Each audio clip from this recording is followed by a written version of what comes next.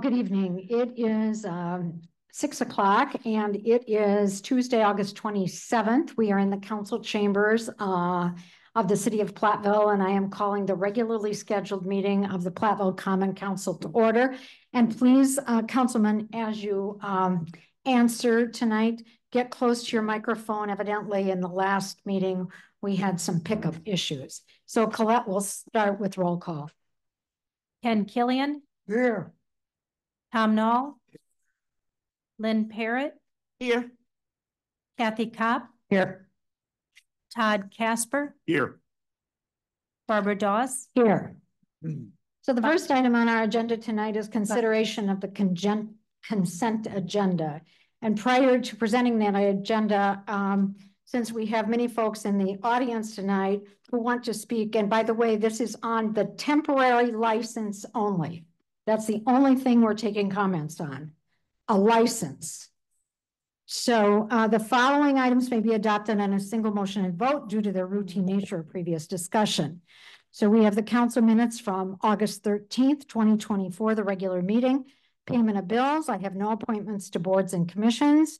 We have licenses tonight. 2-year operator licenses to serve and sell alcohol is in your packet. A taxi driver license as in your packet. Temporary Class B to serve fermented malt beverage to the Platteville Jaycees at Legion Park on Friday, September 6th to midnight on Sunday, September 8th for the Dairy Days event.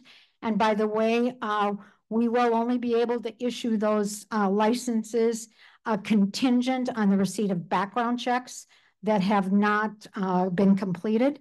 The next one is a temporary Class B to serve fermented malt beverages and wine to St. Mary's Catholic Church at the Broski Center, 9 to 3 on Sunday, September 22 for the St. Mary's Fall Festival. We have permits, bike ride permits for the Platteville Public Library's Fall Community Bike Ride on Saturday, September 14th from 11 to 1 on the Mount View Park paved trail. We have a banner permit from September 9 through September 16 for the Grant County Cancer Coalition's benefit auction. We have a street closing permit for the Underground Platteville LLC's annual Pyro Picnic on Saturday, September 21 from 10 to noon. And again, the two fermented malt beverage and wine will only be, they will be contingent on the receipt of background checks. So do I have a motion regarding the consent agenda? I move to approve the consent agenda. Second. Okay, we have a motion by Ken and a second by Bob to approve the consent agenda as presented. Colette will vote. Killian. Yes. Knoll. Yes. Parrott. Yes. Kopp. No. I Kat? would like to see 3B pulled out. I did do. You did that officially. Mhm. Okay. Sorry. Yeah. Yes. Yes. Okay. Casper. Yes. Dawes. Yes. Gates. Yes. Motion carries. Okay, the next item on our agenda are citizens' comments, observations, and petitions, if any. And generally at this time, if the item is an agenda item, we do not take comments at this time on that agenda item. I have one, and we don't allow anyone to speak who hasn't filled out a proper form. So I only have a couple of, I have 3 of those. They seem to be related to agenda items. Again, when we consider the agenda item about Minocqua Brewing Company and Southern Wisconsin Rainbow Alliance, this will be a consideration only of the license to serve alcohol.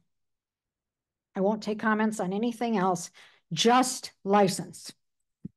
Okay, and I have no other green sheets, so I guess we'll move on unless any of our staff have comments to make. Not at this time, Madam President. Okay. Reports in your packet today were the Community Safe Routes Committee report. Tom? No further comment. Okay, and the museum board. Is that you, Tom? Yes, that's me again. You've been busy this month, huh? Well, let's just say I've been on the run. All right, so we'll then take the first action item, Minocqua Brewing Company and Southern Wisconsin Rainbow Alliance at the Broski Center. Again, this is a license application to serve beer. That's what we're talking about, and that's the only thing we're talking about. And the date given is Monday, September 16th, and the time is from 6 p.m. to 8 p.m. Colette, you collected the license. Can you, is the license in order? It would be contingent yet upon the background like the other two, but yes. Okay, so the license is in order just as the other two were in order. The only contingency would be on the background check. Okay, I have two people who have supposedly registered to speak in opposition to the beer permit. That is the only comments we're taking tonight. Beer permit. The first of those is Kurt Kelker. Kelker. And you must come to the podium. You need to introduce yourself. Comments are limited to 5 minutes. And again, this is only about a permit to serve fermented malt beverage. Anything else? Not. Do my best. Hello, councilmen and councilwomen. My name is Kurt Kelker. I'm a licensed contractor, a property owner, and a rental of homes around the area. And please give your address. My address is 116 East Street in Potosi, Wisconsin. I am strongly against allowing this Minocqua Brewing Company, better known as Antifa. Some of our paperwork has been passed out to some of you people. This Minocqua Brewing Company is coming in as a ploy under the disguise of Get the Vote Out rally. We have paperwork about Antifa, Oktoberfest, and the dates that they are coming here. I'm not sure if you guys are aware of it, but this Minocqua Brewing Company is disguising as Antifa. And we've got the paperwork to show you, and I'm not sure which city councilman was showed some paperwork last week about this. I strongly opposed this. They're coming in under Antifa, Hope, Oktoberfest, not Oktoberfest, from being allowed a permit. I cherish this flag right here. This represents the United States of America. And I hope all you proudly display this flag in your house. Antifa openly burns flags and vows hatred towards our values. Is burning our flag freedom of speech? It shouldn't be. Has the Platteville Police or the Grand County Sheriff been informed of this? This is a recruitment push by Antifa to gather college-age kids and our children or grandchildren to believe in their destructive cause. Antifa is not a good idea for Platteville. What follows when you allow Antifa being here is a rise in crime in the Platteville area. These new recruitments will stay here fighting their cause to destroy America from within. Illegal immigrants will also journey here knowing they have an Antifa base right here in Platteville. Does Platteville want this headache? Maybe. We'll find out. Okay, Mr. Kelker, I think that you were to speak on the liquor license. The liquor license, sure, but I want you to understand that these people are coming in here under a ploy of a different name, well, and totally disguising that. Do you want Antifa here? Apparently so. By a show of hands out here, who respects the American flag? By a show of hands in here, who is here to represent Southwest Wisconsin Patriots today? Thank you so much. We hope that you not only disallow the liquor license, but we hope that you disallow the whole permit. If you have Antifa coming here to Platteville, you guys might be unaware of that. We will provide the paperwork for you at some course throughout the night and show you. We get on any one of your computers and download it and look at your computer and it'll show you the exact dates. This is a ploy. This is a ploy. okay, that's your 5 minutes. Thank you so much. Thank you.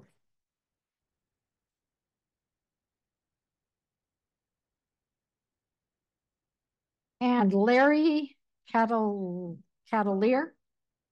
And again, this is about a permit to serve and sell a fermented malt beverage. Good evening. My name is Larry Couturier, 3160 Jens Baker Drive, Platteville, Wisconsin.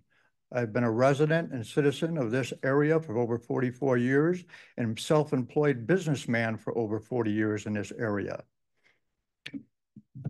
I am speaking about this Minocqua Brewing Company this evening in regards to your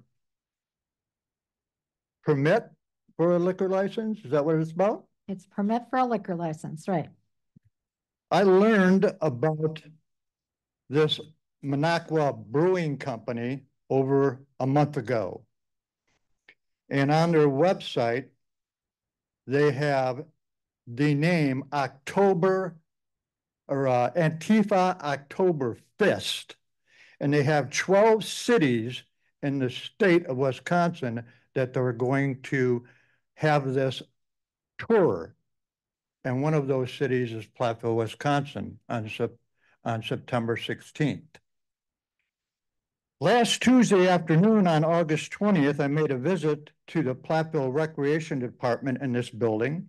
And I also made a visit with your city clerk office and made them aware and questioned them if they knew of this event being advertised at the Brodsky Center.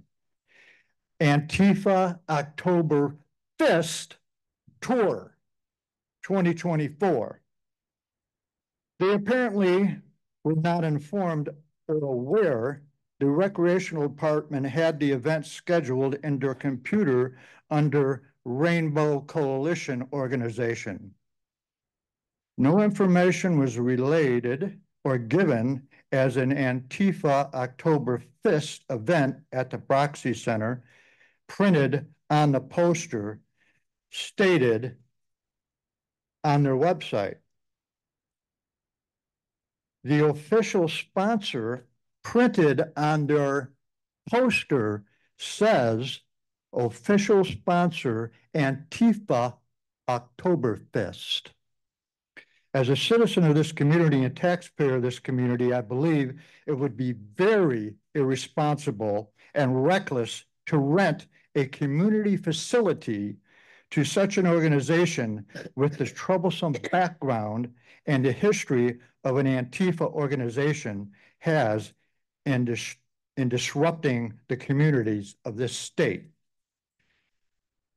If you research this organization, the individual that owns this brewery company stated on their website, our plan is to stop Trump and fascism in Wisconsin. So apparently we are all a bunch of fascists. He wrote, I also wrote a few days earlier that I was beyond angry that the Americans' establishment media piled on against Biden after he had a few senior moments at the last debate. Between these two forces working at odds against Biden and the conservative media relentless misinformation campaign that falsely paints Biden's America as an inflammatory criminal hellscape, the task of stopping fascism in America has become a more daunting than ever.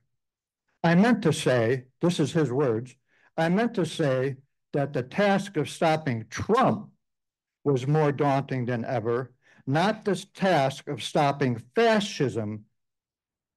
Right? Question mark. Aren't the two different? He says, no, they're not. This is Kurt Brankstead, owner of Minocqua Brewing Company, founder of Minocqua Brewing Company, Super PAC. And on their website, they also have a book that you can download called Radicals. And if you look up this book, it actually has a reference to Lucifer in it. I strongly urge that the city council and the city of Platteville deny this request to these organizations. in our communities. Thank you for your time. Thanks.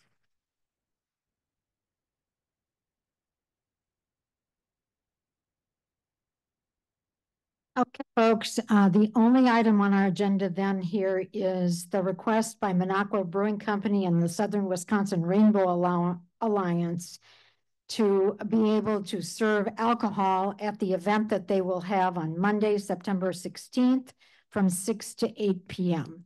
As Colette has pointed out, their application is in order, as were the other three. Any issuance would have to be contingent on receipt of background checks. So your pleasure. This is about a permit to sell fermented malt beverages. I have a question, directed to someone over here. I've been on the council for 4.5 years. This is not the first time that we've seen a request for a license for an event, any kind of an event. But my question is, in the past, these requests have come from our local nonprofit organizations like the Platteville JCs for the 4th of July and Dairy Days, some of the churches, the local museum, the Roundtree Gallery. What is the official, because my question is the Minocqua Brewing Company is a for-profit business. What does that fall under? Is that, no, I'm asking staff for. I can pick up on that, and Colette, maybe you can correct me if I'm wrong from what came back through the department.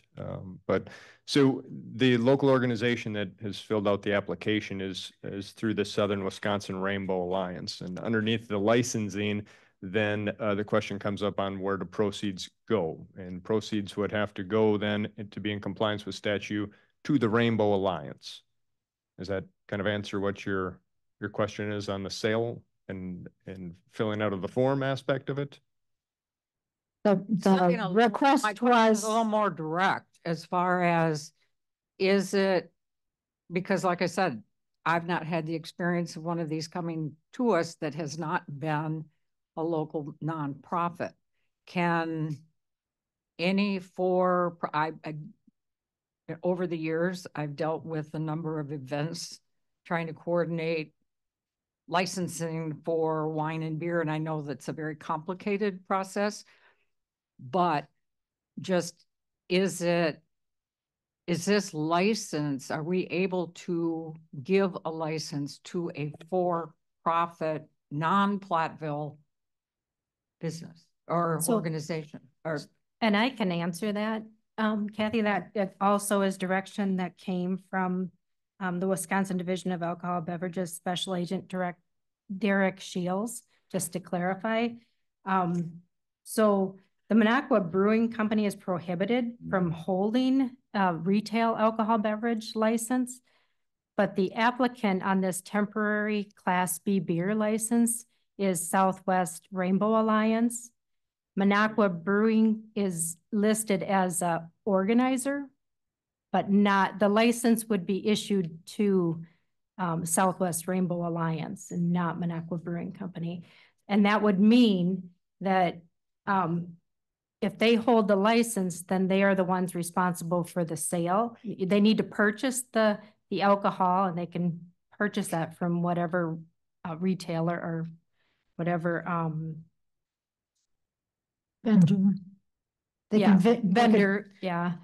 But they are the ones responsible for the sale, and they're the ones responsible for the profit of those sales.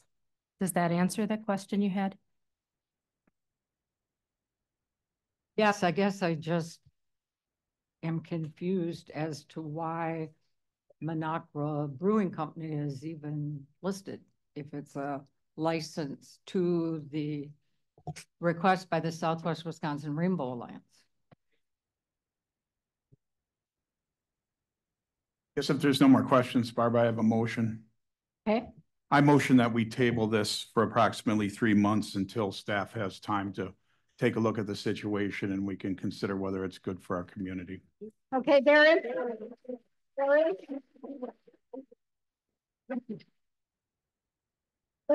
On motion to table. And a second is not required, so we'll vote on the motion to table for 3 months. Colette? When is the event that they're trying to put on? The 16th, but this has nothing to do with the event. This has only to do with the license. I think the event is scheduled. It's just whether they'll be able to sell beer. So, well, I mean, maybe you have an event without beer, but we're not taking comments from the floor. So we'll vote. Colette, this is a motion to table the license application for 3 months. Or it's a motion to table that for 3 months. Okay. Killian? Yes. No? Parrot? No. Cop? Yes. Casper? Yes. Doss? No. Gates? No. Motion failed. Motion failed. So, Can I ask one more question then? certainly. What does, I understand that from the for these plus future, that there will be background checks. What does that involve? I mean, Colette, can you explain we will have we have an updated procedure relative to obtaining a temporary license as prescribed by the Department of Revenue agent assigned to this area. So Colette, this is, again, we're talking about a permit to sell fermented malt beverage or wine. Or wine. Right. Temporary permit. So in the permitting process, background checks are required of all of the members of the organization. And that, you know, in the past, I was running the background check on the agent, but it was clarified by the Department of Revenue that it is required of all of the members. so you're saying that the background checks, I realize we're only talking about this one, but Now we're talking about all three tonight because the other Yes. two were approved contingent on the receipt of background checks. and so So from now on, all temporary fermented malt beverage, temporary fermented malt beverage and wine licenses will require a background check of not all members of the organization, but all members of the organization? All of the members listed. So it'd be the acting members or the, okay. so the name's on the permit request. that's correct. Okay, we still have the request, the temporary Class B request to serve fermented malt beverages as proposed by the Southern Wisconsin Rainbow Alliance. This would be at the Broski on Monday, September 16th from 6 to 8 in conjunction with an event to be held there. Guess I'll make another motion, I guess, Barb, if no one else is here. I motion that we deny this permit. Okay. And I'd have to ask the grounds that you're motioning that we deny the permit. I'm not clear that this is really a good idea for the community and for District 1. It seems like there's a lot of dissension among the community over events like this and serving alcohol on top of it. It's going to cause more of a problem for the police and everyone else. Okay, so your motion to deny is based on your feeling that there will be unrest. And I don't think it represents our area of the community, and we're not sure about any of the groups here. We haven't done any research about these groups, but we're hearing things that indicate that this is something we may not want in our community. And we have no research done. Okay. And we're supposed to make a quick decision here. And I don't want this up in our district. If it's going to be a problem and there's going to be violence, and then throw some alcohol in there. So we have drunk driving. We have the possibility of fighting and conflict. I just don't see how that's healthy for a city of Platteville. I don't see how it's healthy. We have a motion. So- We have a second to Todd's motion. So can I make a comment, please? I need a Yeah. second to a motion Mhm. before. Do I have a second to the motion? Okay, Lynn? So we are looking at, you guys want us to deny this based on the fact that there's rumor that a group called Antifa is gonna come here and do what? The group, you. I will, You're not really. if you cannot be quiet, Right. then you will be escorted out. Right. The alliance that wants to have permission to participate in this event, if they pass a background check, we do this for all of the events. We don't take this much time on any other event. We had a whole concert on Main Street, block off the street that my dad lives in Jenna Tower. He couldn't go to sleep till like 2:00 in the morning. Nobody said anything about that. This is hurtful and ridiculous that we would think like this. We are here as a community. We represent a community of differences. If you don't want to participate in the particular event, don't do it. But why would you stop an event from happening? Because anyway, so I'm totally, this is crazy. I'm not. Okay, anybody else comment? I'd like to speak on behalf of the Rainbow Alliance because they've had events here in town, more than one. And I don't remember any of them having violence, disruption. They've been events that a lot of community members have participated in. And so I think they've, kind of earned the respect that, they should get. They've had events and they've gone off without a hitch. May I make a comment? I think we have to understand that we need to be a welcoming community. Well, I'm sorry you feel that way. All right. Because you're basically talking about us ignoring a group that's been here before because you disagree with what their actions may be or whatever. You're indicating to us that we should outlaw them from participating.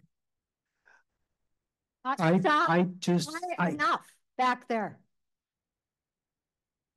I just want you to know that I believe in an all welcoming community because we have a community here that believes in everybody has equal rights.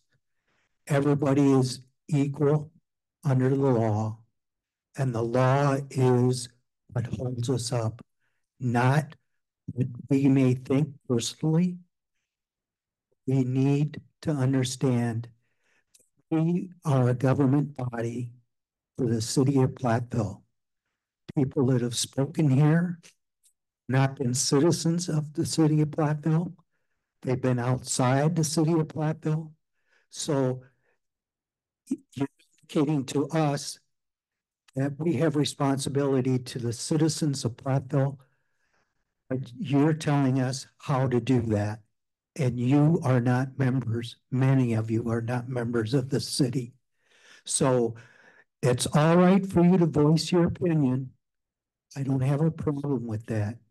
But I do not want to be forced into doing something that I feel that is important for the community as a whole.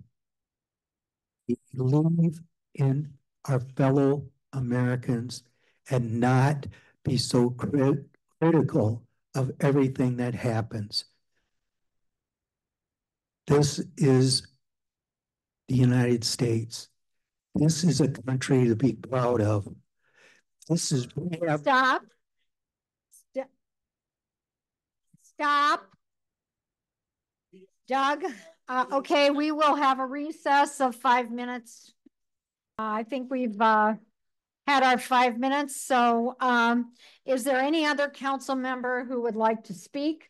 Otherwise, Todd had a motion to deny. Deny the permit, yes. And that was seconded by Kathy. So we will now vote on the motion to deny the permit, Colette. And this is again the permit. And the only permit here is to serve and sell fermented malt beverages. That's the permit. Killian, Yes. no. Parrot, can we speak into the microphones? I'm not hearing. No. You. I'm sorry. No. Thank you. No. Hap, Yes. Casper, Yes. Doss, No. Gates, No. motion fails. Does anyone have another motion?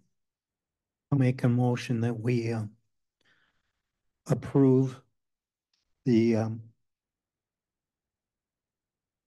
issuance of a license as long as the background checks are completed correctly And everybody is okay. and everybody is okay. Okay, we have a motion to approve the from Class B fermented malt beverage license contingent on the background checks. For lack of a better word, I'm going to say panning out or being okay. Tom made the motion. Do I have a second? I second it. Second is by Lynn. Colette will vote. Killian, No. no. Yes. Parrot, Yes. Hap, Hap, No. okay. Casper, No. Doss, Yes. Gates, Yes. motion carries. Okay, we'll go on to our next agenda item, our agenda item A. This is Chapter 5, Health and Property Maintenance Code Revisions, Creeping Charlie. Joe. Actually, it's me. Oh, sorry. That's okay. Howard, why did I? That's okay. For it. You want that one, huh? Yeah. Okay. Our health and property maintenance code was last revised in January 2022, revising the code regarding weeds and the maximum height of grass allowable under the code. Additionally, a paragraph was included that prohibited the growth of creeping Charlie, Glaucoma hyderaceae, within 10 feet of any property containing a residential dwelling unit. Now, creeping Charlie is a ground ivy. It's an invasive plant that uses rhizomes to propagate. If left uncontrolled, it will take over lawns. It's ubiquitous, like dandelions. Due to the nature, it is controlled by raking, hand pulling, or herbicides. It takes multiple seasons to be under control. Many lawn care companies will provide applications of herbicides 4 to 5 times a year for 2 to 3 years to control this plant. Additionally, the ordinance as written is difficult to enforce and unequal in its treatment of different classes of property. It requires a property owner that abuts another property with a residential dwelling unit to not permit that within 10 feet of the property line. It says nothing about growth on other portions of the lawn. First off, many properties owners do not know where their lot line is and would have a difficult time determining where that buffer strip is. And it only prohibits abutting a property with a residential dwelling unit. For example, if I live on a parcel that is adjacent to a church, the church would be required to control creeping Charlie because it abuts my residential property. But I would not be required to do so adjacent to the church. Code Enforcement Inspector Rodell conducted an online survey, and the majority of the people who responded were property owners who were unconcerned about creeping Charlie. One comment said, "I would prefer to have creeping Charlie than any increase in herbicides in my neighborhood." Some options are to leave it as written. It will remain difficult to enforce, costly for residential property owners to comply with, and unequal in the treatment of the properties. And this survey indicated that it is not a high priority for most residents. Another option would be to eliminate the section, returning the ordinance to the pre-2022 condition. It would acknowledge the difficulty in enforcement and unequal treatment, and acknowledge the ubiquitous nature of this plant, and leave it to individuals to control it on their own property. This is the recommendation of the Plan Commission. Another one is no creeping Charlie anywhere, providing clarity of enforcement and more equal treatment. It would require additional staffing to ensure city properties do not have creeping Charlie, and additional code enforcement staffing. A budget or financial impact, actually, there are 9 city properties that abut residential properties, to include the museum, Mountain View Park, Prairie View Park, Legion Park, Pool, Westview Park, Indian Park, Valley View, and Harrison Park.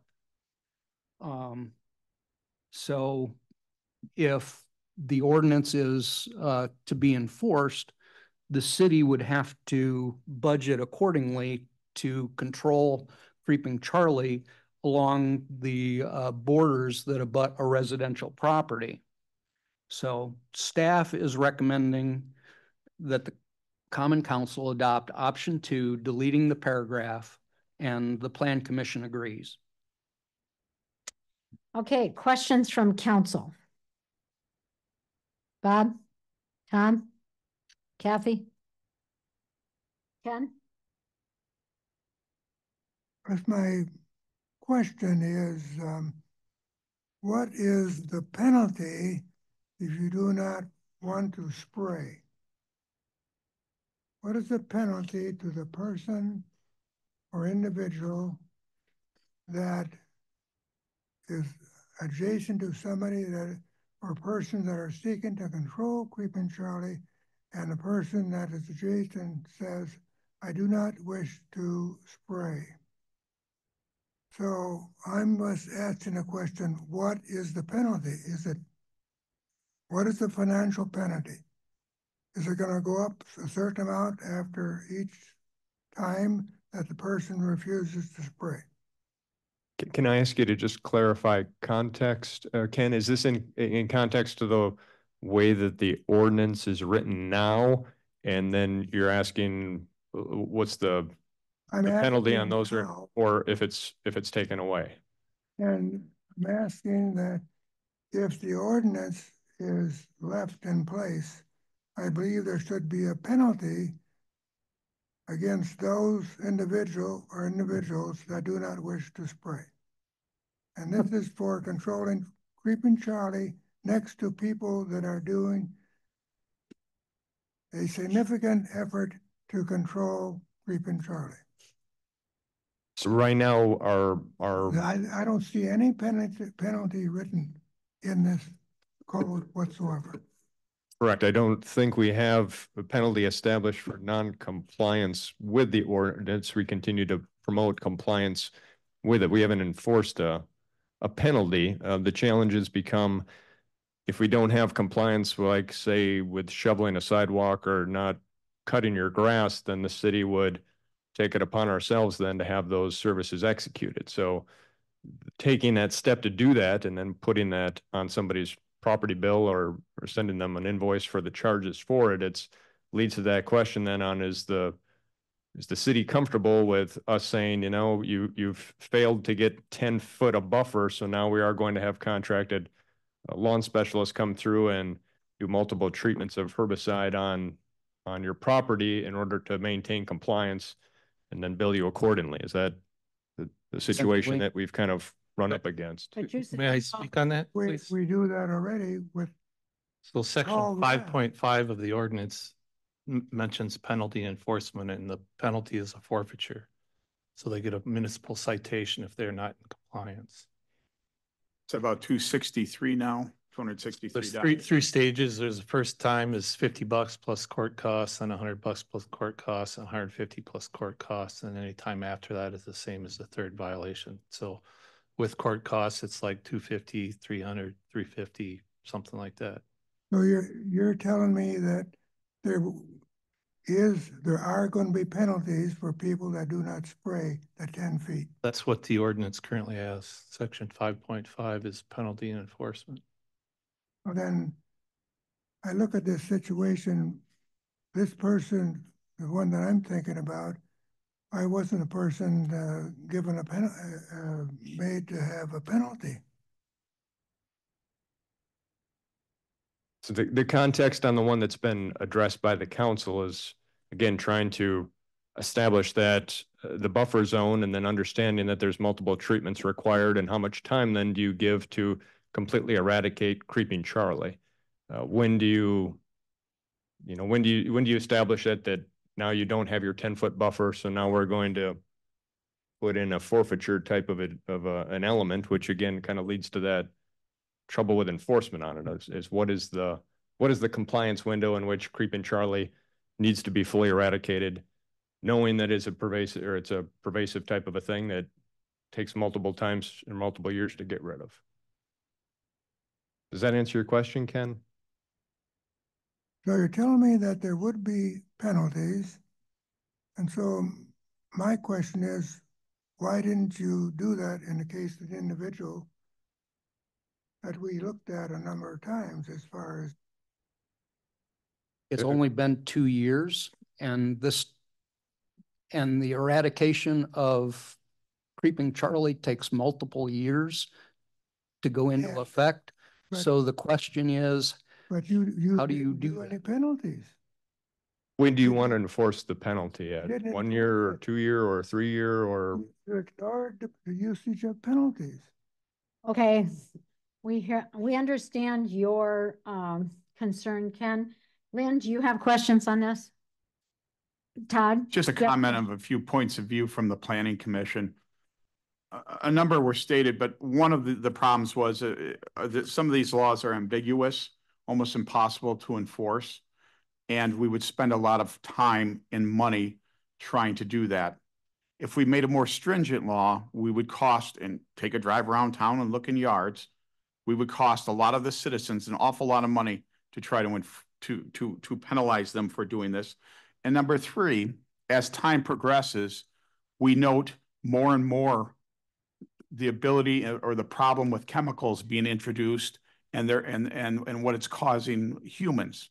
It's causing human sickness. It's causing our pets cancer and all sorts of things. And to now require people to dump more chemicals on their yard, including those who aren't trained, who don't think about wind drift, who don't think about lot lines, to require people to dump more chemicals on their yard when we truly don't know their impact to humans and to our pets is an awful lot to ask. That was some of the insight provided. So I have one person who's asked to speak for information purposes only, and that's Charlie Chamberlain.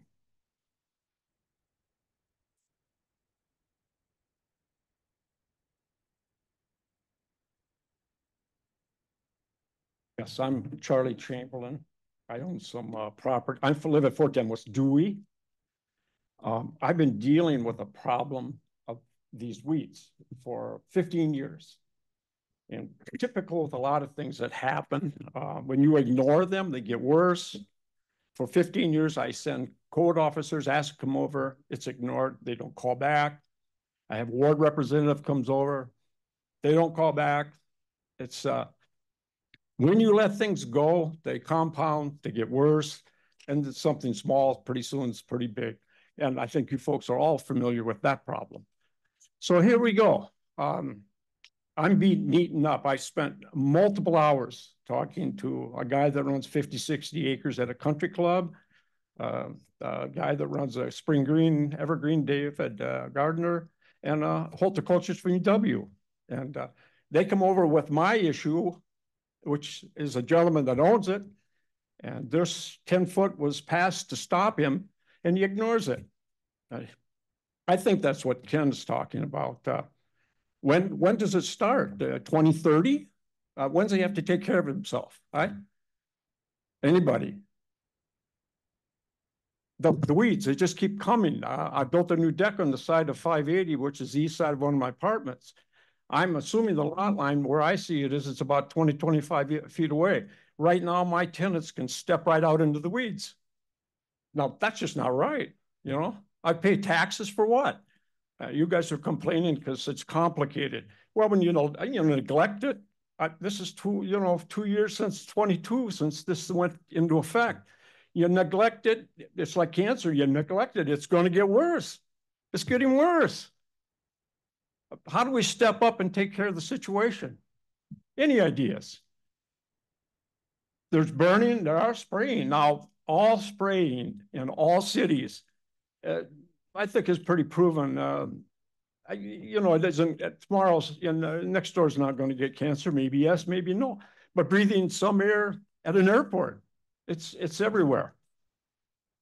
Any answer? I've dealt with this so long. I'm too old, and I'm sick and tired of people pushing it off. And well, let's worry about it next week or next month. Have you spoken to your resident, the person that's next door to you? Lynn. Okay. I think yeah. Okay. What's this? I think he's spoken to the adjacent landowner. I've tried to. Yeah. Yeah. Yeah. Yes. Okay. Okay, what?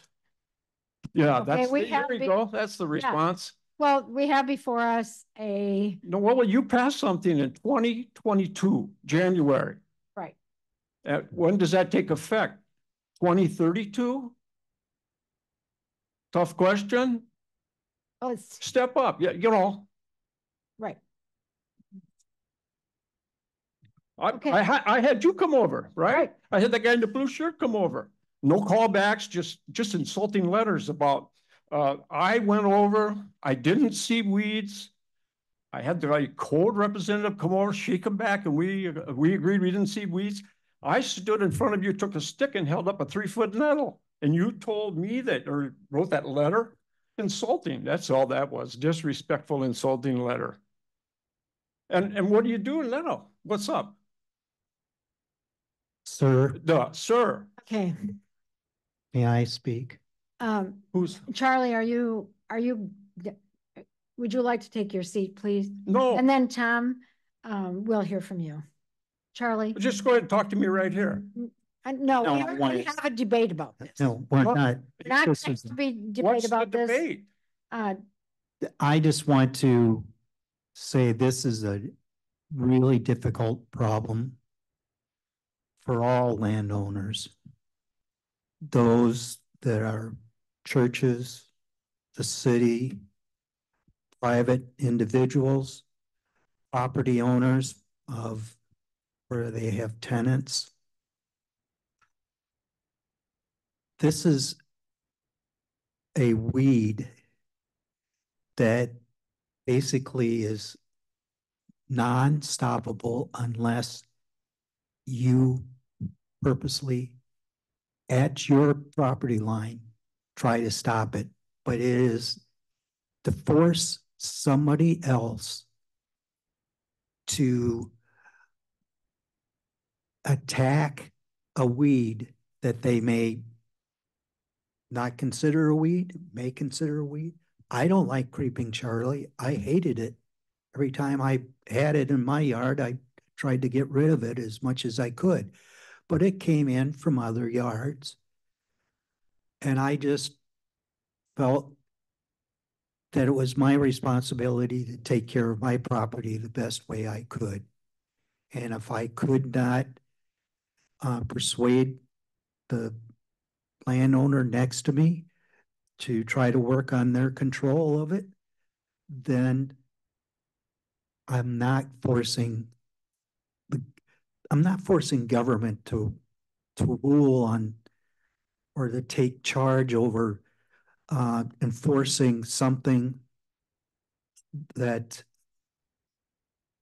is a menace to all property owners, but is not a reasonable thing to ask government to do. I think government should be in the place of making it known that there is a problem in the community, and we be able to offer suggestions on where to go and how to treat it, but to start fining people and asking people to, it's stretching government too far. Well, you're entitled to an opinion, you know, that's Okay. great. You're entitled to an opinion, All right. you know. I don't know what you said there. Didn't make a lick of sense to me. You took care of yours, but your neighbor didn't. So your neighbor spread on yours, and you're right in the same boat I'm in.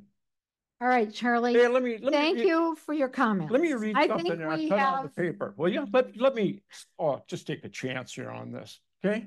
I know you're busy and you got a list. Here's something that Lincoln wrote. Barb? Huh? All right. The legitimate object of government is to do for a community of people whatever they need to have done, but cannot do at all or cannot do so well, do for themselves in their separate and individual capacities. You guys need to suck that up a little bit. So I'm going to leave now, and I just learned what? you learned that we are taking up this ordinance tonight, and we will either vote to leave it as it is.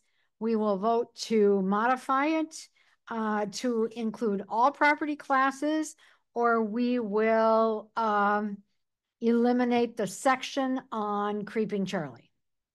Those were the ordinance options that we talked about. And as noted, the Plan Commission has met, and Todd, I believe it was unanimous. Yes. That we eliminate the section on Creeping Charlie. And just for the record, can I state that I did hire a company to come in and spray my yard because it's my choice. It's not because somebody said I had to. And that's very important to me, that it be my choice. Excellent. But if the neighbor has Creeping Charlie, don't you think you want him to do something to help you? You know, honestly, they can do whatever they want. It's a free country.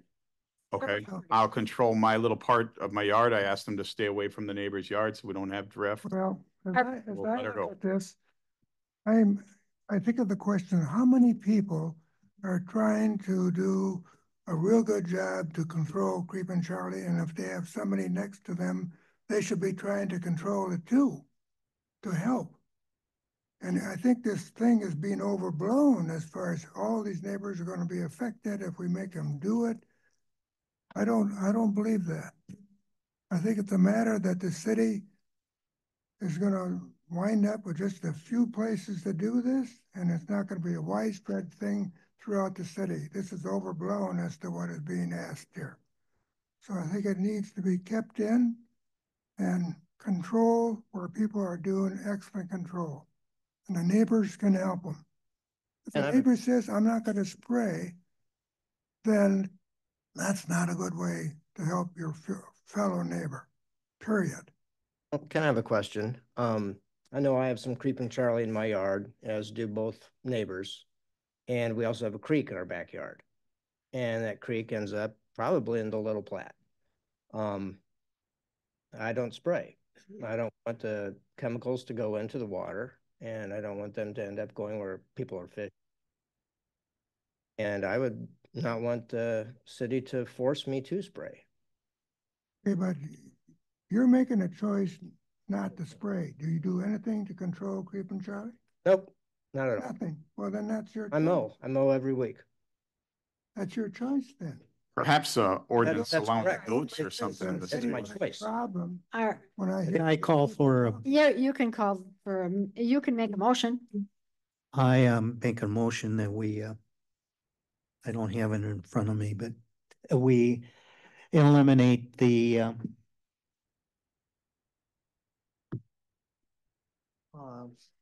move to approve option 2, deleting paragraph 5.016, control of Creeping Charlie. Okay, we have a motion by Tom to approve option 2, which is deleting paragraph 5.016. control of creeping Charlie. Do we have a second? I second it. I think we have a situation here where the city staff has a responsibility to control. In most logical towns, they do.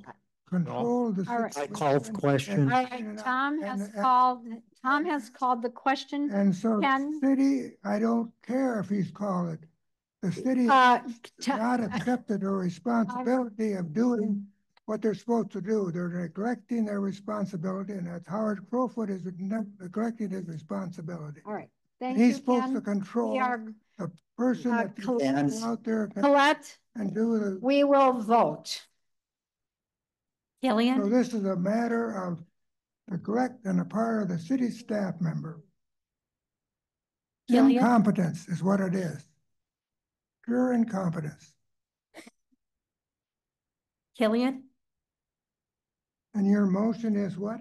To delete the My paragraph. answer is no. thank you. No, Yes. Harriet, Yes. Hop, Yes. Casper, Yes. Doss, Yes. Gates, Yes. motion carries. Barb, Oh. should make me all happy.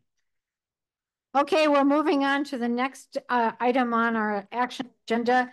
This is budget amendment number 2 for signals and ITS standalone program grant application for signal replacement. Howard. Okay, I'll get started. We were approached by a traffic engineering firm to see if we would allow them to prepare a grant request for what we call the Signals and Intelligent Transportation Systems, which is shortened to ITS, standalone program. And when you put that all together, it's called SISP. What that is it's a grant program through the Department of Transportation as a 90-10 match to upgrade and replace traffic signals on connecting highways. Those are the ones that are the state highways that use our roads like Water and Pine Street. Grants are capped at 1.25 million. Grant deadline is September 20th with another cycle coming up in 2025. The issue here is the signals at Water and Pine Street were installed in 2006. In accordance with DOT criteria, many of the components are or at their expected life cycle. If awarded, this would be likely a 2025 design and 2026 construction project. I have some examples of some of the upgrades and changes that could be considered as part of this. Countdown timers for pedestrian crossings, video sensors, the flashing yellow left turn arrows. The cost to prepare this grant application is not to exceed $8,000. Staff would be assisting with some on-site data collection to help keep the costs down. Nicola helped identify areas where we could cover this cost using CIP fund reserves from a project which was budgeted that did not take place. Due to the short time period here, this is the staff is recommending approval. It went straight to action instead of the normal process. So we recommend approval. If you have any specific questions regarding the budget portion of it, I would defer to Nicola.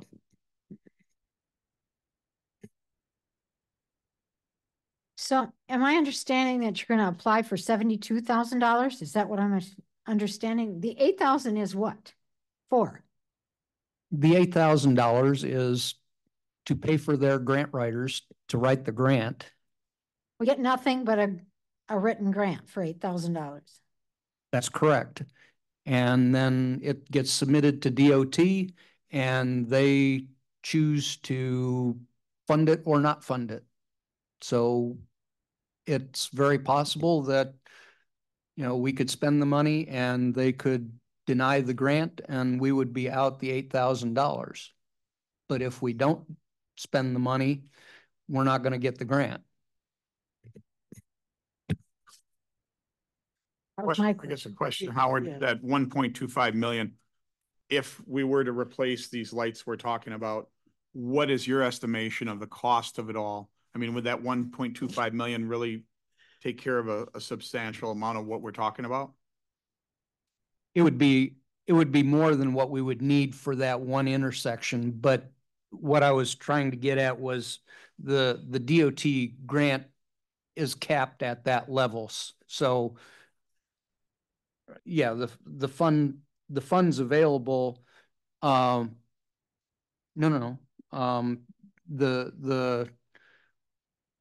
I don't know. There's 1.25 million available statewide. Is that what you're trying to say? No. What I'm saying is the maximum available per project is 1.25 million. Okay. I don't believe that our intersection would go that high. We would have to go through the grant process and everything else to determine that.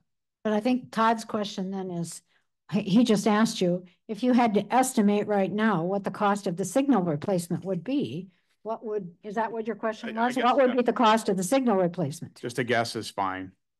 500,000 to 600,000 for the controls, the new poles, new light heads, the controllers, the countdowns, video detection. Include a pedestrian safety, I'm sure, significant. Yeah. So you're saying this $8,000 is an investment that might get us 54, just a little over 500,000. If it was 600,000, then we would have to come up with 60 at that time. Correct.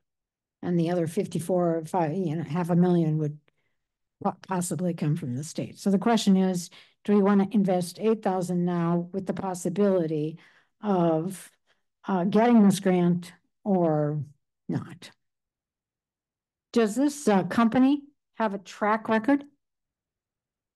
They are a company that works in southern Wisconsin, mainly in the Madison, Milwaukee area, because that's where a lot of the traffic signals are.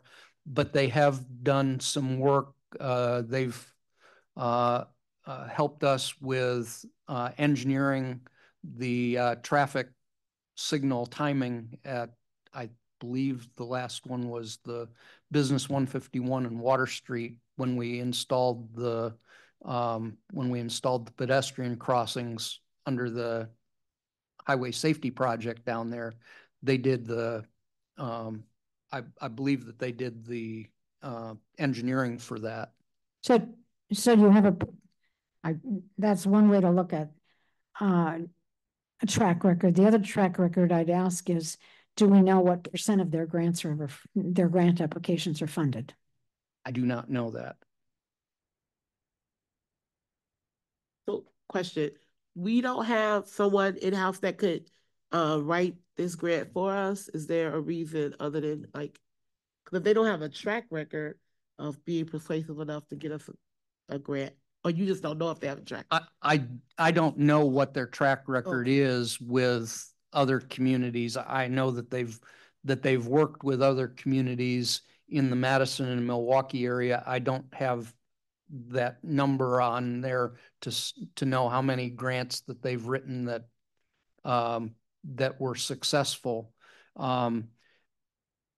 The grant process itself requires some background in traffic engineering. I have a general knowledge of traffic engineering and signal operations and things like that, but I don't have the specialized knowledge that they would have regarding all those items. Based off your training and experience, Howard and the staffs, your recommendation is that we seek approval, or we approve this. There's no other questions. I have a motion. I move to approve budget amendment number 2 to fund the Signals and ITS standalone program grant application for amount not to exceed $8,000 from fund reserves and authorize staff to work with Taddy to submit the SISP grant application. I second it. Okay, we have a motion and a second to approve the budget amendment that gives money to apply to hire these people to apply for a grant, that amount not to exceed $8,000. Colette will vote. Killian, Yes. Noel, Yes. Parrot, Yes. Hop, Yes. Casper, Yes. Doss, Yes. Gates, Yes. motion carries. Okay, that ends the action items on our agenda. We have an information and discussion item tonight, and that is on the 2024 reevaluation and assessment. Just before I left on vacation, I heard neighbors talking about envelopes they were receiving and gasping about the envelopes. And so I suggested that we get this on the agenda so that if people, we could kind of explain what was going on. And so go ahead, Nicola. Thank you, Madam President. Well, it's been kind of a heavy agenda up till this point, so I'd like to talk about something light. Taxes. Taxation, revaluation, and assessment.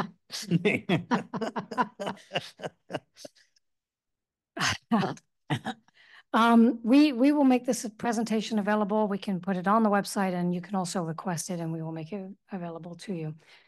So starting out as a overview of the revaluation. So a couple of weeks ago, property owners in the city did receive notice of change in assessment. The preliminary figures that I received from Accurate Appraisal for property class increases indicate that the residential increase on average is 14.7%, and the commercial increase on average is 48.5%. The overall community change is currently estimated at 25.9%. So the question is, why are property values increasing so much? To answer that, I would like to just look at the overall landscape before we get into a lot of details. So first of all, the U.S. housing market. So home prices have substantially increased since the start of 2020. That's probably no surprise to anybody here. On the right there, you see a graph that shows the increase in median home prices and the CPI adjusted price from 1995 to approximately the present. And you can see over to the far right of that graph is an exponential increase in the US housing prices. Average housing values have surged 47% in the last 4 years. And to put that in context, if you look at the graph at the bottom showing housing increases since 1954, you can see what has happened in the last 4 years. So that's the United States market overall. Now let's look at the Wisconsin housing market, which I fear to tell you is worse in terms of, surging costs than even the United States market. According to the Wisconsin Realtors Association, the average Wisconsin home price has increased 65% since 2020. And you can see that depicted on that graph. So why is this happening in Wisconsin, you may ask? And the answer, I'm not an expert on this. We do have a realtor in the room, maybe two, so we might get some answers from them. But I do know that one aspect may be that Wisconsin has become a very popular place to live. Last year, Green Bay and Madison ranked number 1 and number 11 on the U.S. News Best Places to Live in the U.S. Might be surprising to some. Anyway, Oshkosh, Wisconsin was ranked as the most desirable U.S. housing market by Realtor.com in July of this year. So that is part of the reason why I think property values are increasing at a higher rate in Wisconsin than they are in other places around the U.S., but I'm sure that there's people smarter than I that can tell you all the other reasons. The question is, how does this impact my assessment? So we're going to talk a little bit about compliance, and so I can blame everything on the state of Wisconsin. Essentially, the statutory requirements require that each municipality must assess all major classes of property within 10% of full value at least once within a 5-year period. So we have to get within 10% of what the Department of Revenue determines is full value at least once for each class of property within a 5-year period. As I mentioned, the Wisconsin Department of Revenue determines full value or equalized value for each taxing jurisdiction, and the city contracts with Accurate Appraisal as our assessor to conduct an interim market update periodically to maintain values within 10% of full value. So I want to zone in a little bit here on the commercial district, or not commercial district, I'm sorry, commercial property class. So Platteville's commercial property class has been out of compliance in the state requirement for 4 years since 2020. On the graph over there to the right, you can see that the 90% level in order to be compliant is depicted. And you can see also how the orange or commercial class has been below 90% in each of the last 4 years. I have another graph here that also depicts the disparity in commercial property value as it relates to the full value calculated by the state. So the orange lines represent the Department of Revenue calculated, equalized, or full values, and the green lines represent the City of Platteville assessed values. And you can see that that while the commercial assessed value at the bottom has been lower than the commercial DOR value for all of these years, the gap significantly widened in 2023.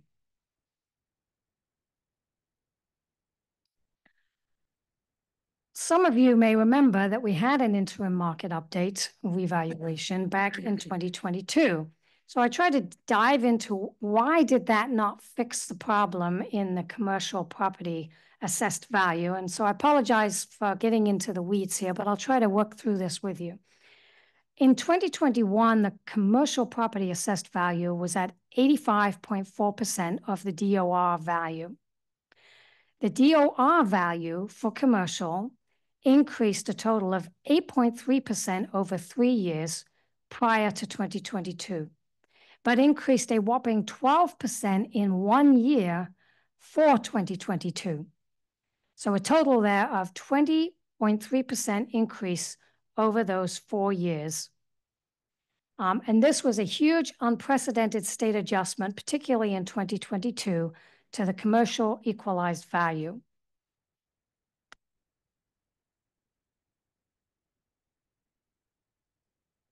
During the 2022 update, the assessor increase to commercial property class was an average of 14%. Again, comparing that to the DOR's 20.3% over the 4 years. I'll mention this again, but appraisers in the state of Wisconsin cannot change the value of all properties in a city unless it's a revaluation year. They can only change property values on properties that have a physical change. They cannot use sales data to adjust values across the city except in an interim market update or other kind of revaluation. The market adjustment in 2022, when we had an interim market update that was used by the assessors, the 14%, was based off the prior year's equalized values because the revaluation was completed prior to when the Department of Revenue issues the new equalized values. So as a result of that, the commercial property class ratio to DOR value was at 86.53% after the revaluation, even though we had the revaluation. And so in other words, the increase of 14% was not enough. It should have been closer to the 20% that the DOR increased. But the reason why was because they did not know that the DOR was going to have this unprecedented 12% increase in 1 year. So after the interim market update in 2022, the commercial class was still far behind what we were trying to achieve, which is 100%. Ideally, we would be at 100% assessed value to DOR value. Okay, so the 4 years of commercial property non-compliance means that another interim market update revaluation is required. So now we'll talk a little bit about revaluation for those who may not be familiar. So revaluations are necessary to ensure not just compliance with state statute, but also for equity within property classes to make sure that people within the same class, residential or commercial, are paying their fair share, but also equity between property classes so that ideally one class is not paying considerably less than 100%, while another class is paying close to 100%. When inequities happen, some property owners are paying more than their fair share of the property taxes. So periodic revaluations are the remedy for this situation. A year with no revaluation is called a maintenance year. And as I mentioned, during a maintenance year, state statutes only allow property values to be updated for physical changes and changes to land use. So to talk a little bit about what happens during an interim market update, the assessors review the value of all properties in the city using statistical data, sales data, and other information to determine any needed adjustments to assessed value. Assessors are certified by the Department of Revenue and are required to follow an assessment manual issued by the DOR. The 2024 update this year was scheduled to take place after the DOR equalized value was published to ensure compliance will be achieved, getting us into that 90% plus, hopefully close to 100% of equalized value. Okay, so we're going to talk now about assessment versus taxes. I think a lot of the alarm that is created when an assessment with this much of an increase on it is because people think that possibly their taxes will increase by the same amount. An increase in assessment does not equate to a matching increase in taxes. An increase in assessment does not equate to a matching increase in taxes. The tax rate on the property tax bill is determined based on the budget requirements for the school district, city, county, and technical college. The combined budget need or levy of these 4 jurisdictions is spread across all property assessments in the city. If total assessed value increases and total levy stays the same, the tax rate would actually decrease. Changes in individual property tax bills would then depend on the amount of change in the property type or property class that property is in, and also any individual property changes to the person's property. Oops, sorry, I went a little too far there. Okay, so if you can hang with me for a slide here with lots of numbers on it, I'll try to demonstrate this to you. So let's say that total city assessed value before the revaluation or the interim market update was $850 million. And let's say that the combined levy for school, city, county, and tech college was $15 million. That would generate a tax rate of $17.65 per $1,000 of assessed value. That's taking your $15 million of levy and dividing it by the $850 million of assessed value. That would generate taxes on a $250,000 home of $4,412.50. Now, let's say that the city assessed value after the interim market update increased 25%. That would be up to a $1.063 billion assessed value for the whole city.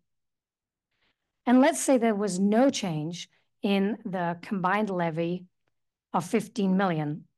And I'm hearing a chuckle to my left, but we'll come to that in a minute. But let's say it didn't change and that the budget levy was the same in the next year of 15 million. Then the 15 million divided by the 1.063 billion would generate a tax rate of 14.11 or $14.11 per $1,000 of assessed value. Now let's assume that the assessed value of a home also increased 25%. The new value on that $250,000 home would be $312,500. The taxes with the new tax rate of $14.11 on the $3,012,500 home would be $4,412.50. In other words, it would be the same tax levy for that home, even though their assessed value went up to $312,500. Okay, so addressing the chuckle to my right. The caution is that it is likely that the combined levy need for the school district, county, city, and technical college will increase. So there will be some increase in property taxes. That's because, as you all know, there's inflation and there's referendums and there's other things like that that have happened. So we're expecting that there will be a combined increase in the levy and therefore an increase in property taxes. But I personally do not anticipate that that will be 25% or 14% or 48% according to the change in assessed value. What it will be, I can't predict. If I could, I would not need to work in this job anymore, but I cannot. So I will tell you, I would expect a property tax increase, but not to match your assessed value increase. So what are the next steps from here? Well, first of all, we have open book. Open book took place today, and it will also take place tomorrow and Thursday. Now, I know that some property owners have been trying to contact Accurate Appraisal and use their website to book an appointment, and I apologize that there have been some technical difficulties with that process. However, I can tell you that they have appointments available and they are taking walk-ins. So if you feel that there is a reason that your assessed value needs to change, in other words, not just because of the overall change in assessed values in the city, but because there's something specific to your property that is in error, or that there is some aspect to your property that you think the assessors may not know about or may not have taken into consideration, then you are more than welcome to come to the City Hall, council chambers between 1 and 6 p.m. tomorrow, or between 9 a.m. and 1 p.m. on Thursday. There's also a scheduled open book by phone on September the 3rd from 9 a.m. to 5 p.m. But Accurate Appraisal assessors are available to discuss assessments by phone or email from now until the end of September. So you are not bound by those dates. If you want to speak to somebody in person, you will need to come to City Hall tomorrow or Thursday, but otherwise you have plenty of time to arrange to discuss your assessment with Accurate Appraisal. If you meet with an assessor and you're still not satisfied as a result of that meeting, you do have the opportunity to come to Board of Review. The Board of Review will convene on October the 3rd. Excuse me. I was doing so good, and then I missed that one. The Board of Review will convene on October the 3rd at noon in the council chambers. And to remind you that Board of Review is a quasi-judicial process, like a courtroom. So the Board of Review's function is not one of valuation, but of deciding if the facts presented by the appraiser and by the property owner under oath before the Board of Review are valid. All deliberations by the Board of Review must be done in open session, and the board is required to decide each objection by a roll call vote. The steps to appear before the Board of Review, first, as I mentioned, is to meet with an assessor. Second, you would need to file with the city clerk no later than 48 hours before the Board of Review meeting. And then also, you would need to file with the city clerk a completed and signed objection form for real property assessment. That form needs to be completed. It's not enough just to sign your name at the bottom. So that concludes the presentation. Is there any questions that I can attempt to answer by the council? Questions by council members. Kathy? I have one, maybe a little bit tongue in cheek. In one of your present accurate appraisal made adjustments before the DOR numbers came out, and that was in 2022? That's correct. Why would they do that? Well, it was a discussion between the city and the appraiser. At that time, I think neither party had any idea that equalized values would increase to that extent. So it was not understood how key it was for the appraisers to have that equalized value number from the state of Wisconsin. The reason it was done early was, well, not early, but really the state of Wisconsin requires the Board of Review to convene, I think, before May 15th. Not sure if our city clerk remembers that off. No, she doesn't remember. I think it's in May 15th or May 31st. So the board has to convene and adjourn by state statute if the assessment is not completed. And in that year, there was some concern about the impact on the TIF districts if the assessment was not completed before the final MAR report is needed to be filed with the state. So we were trying to, we had a problem in a previous year where the assessment was not completed, and it caused a loss of increment revenue to our TIFs. So if the equalized value has not increased by the extent that it did in 1 year, then it would not have been the issue. But as it was, nobody predicted that, and so it created an issue. Okay, just to tack on with that, I have complete faith in what you're doing. Okay. Thank you. But I am really, the bigger picture, if we take the Department of Revenue and the appraisers that are out there, and this is their job, aren't they watching that? I mean, some of the comments I've heard is like, well, didn't we just go through this? Why didn't they catch it? I think most people are a lot more tolerant of more moderate increases than, I mean, 25% is. I don't disagree with you. It is a very scary number. I'm just going to take us back to the slide here on the landscape and look at the Wisconsin. This is just housing. I did not do this for commercial. But if you had been told at the beginning of 2020 that assessed values in the state of Wisconsin and your house value potentially was going to increase 65% in 4 years, it might not have been good for our health at that time. And it's not good for our health right now, quite frankly. But that is the reality of what's happening to property in Wisconsin. And it means that by state statute, all municipalities are required to keep up with that in their assessments. I understand that. Yeah. So do you know going forward, is this going to be an annual thing? So that they can stay on top of it? I mean, I've been asked that too. If it's happening this year, if it's on an upward trend rather than waiting another 3 or 4 years. Well, you know, that is a very interesting question. I think one possibility for handling that is that we could ask, we have a contract with Accurate Appraisal. Back in 2018, we had a physical full revaluation. It was the first time in living memory that we had to have that.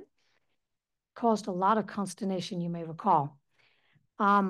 Since then, we decided that it was much better to have, and I think the percentage increase might have been between 5 and 10%, and it caused a lot of consternation.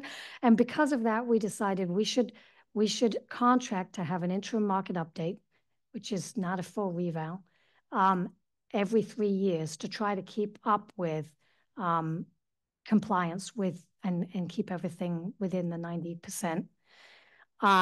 And so we scheduled it that way, and we contracted with Accurate Appraisal for that. We have had to advance the interim market update by a year. It was scheduled for next year, but we've brought it forward to 2024 because of the non-compliance of the commercial district.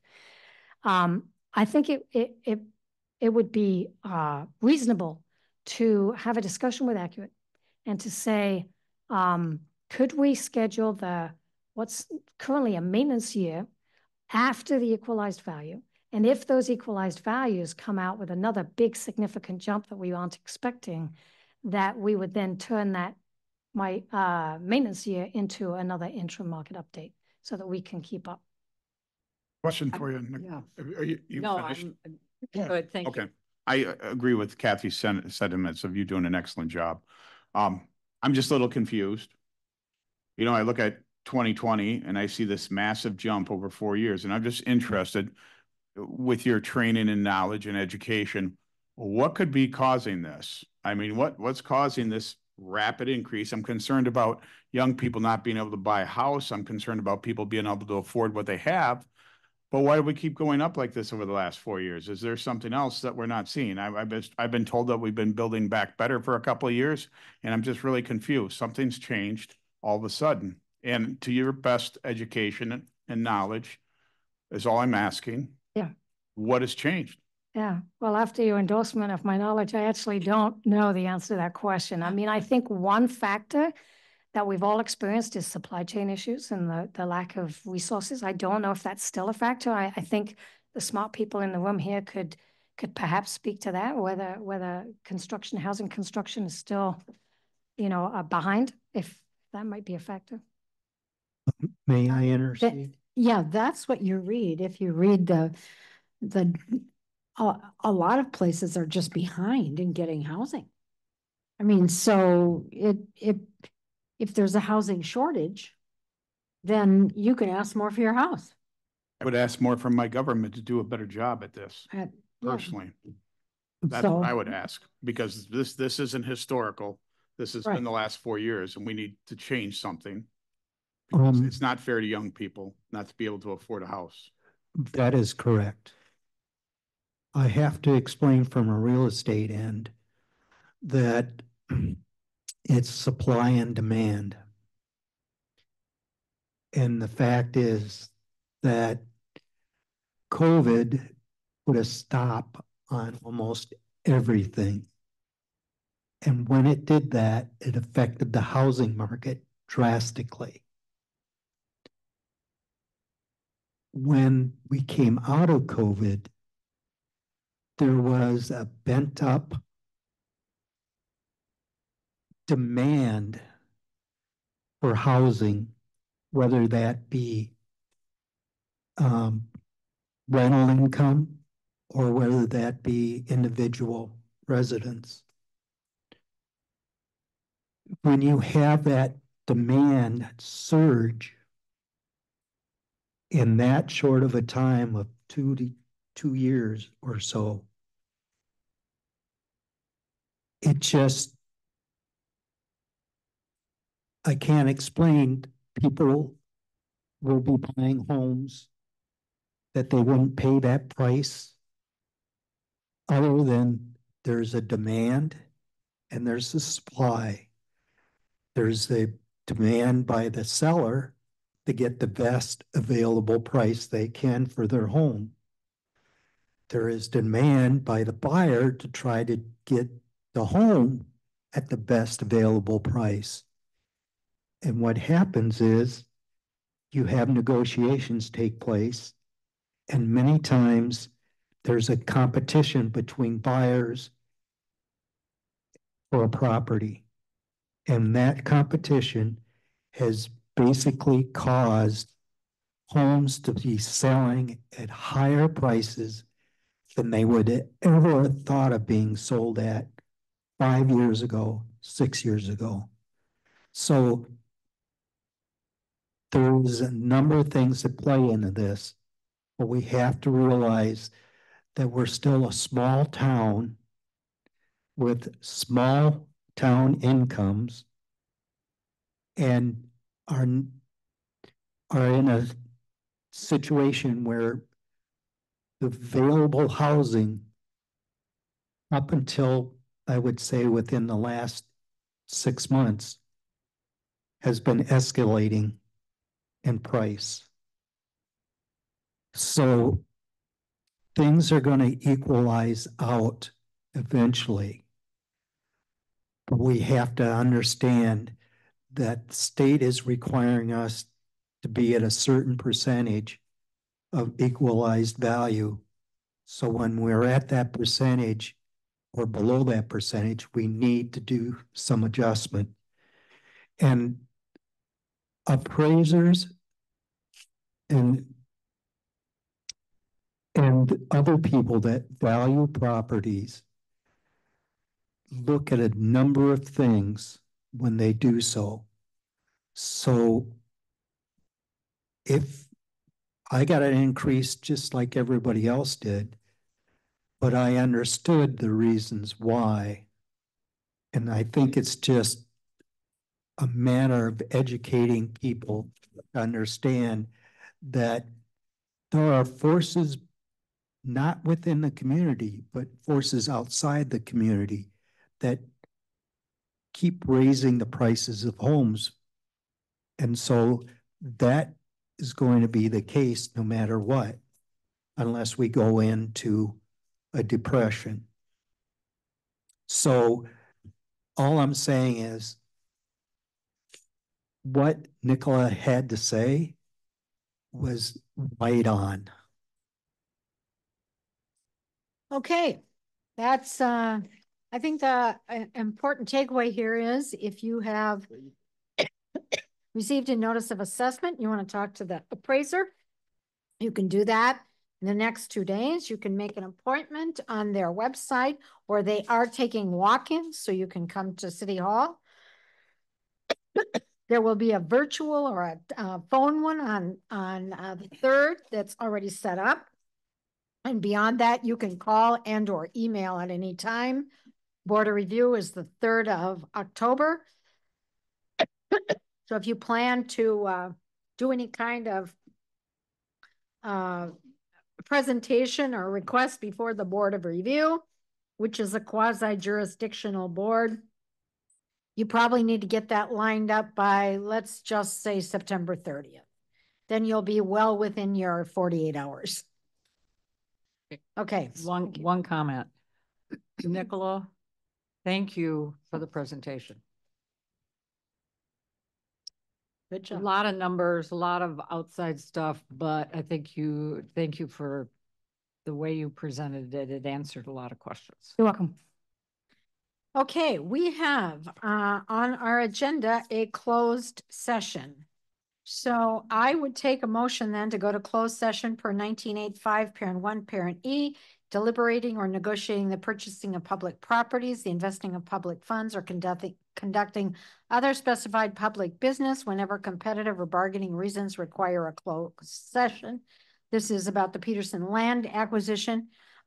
Clint, we will not return to open session with action, or we Anticipating that we are going to make action in closed session, as it will not be a finalized item preceding the vote tonight. Okay. And then we will adjourn from closed session. Okay, we will adjourn from closed session. So I'll take a motion. Motion to go to closed session. Second. All right, Colette will vote. Killian? Yes. Null? Yes. Parrot? Yes. Cop? Yes. Casper? Yes. Doss? Yes. Gates? Yes. Motion carries.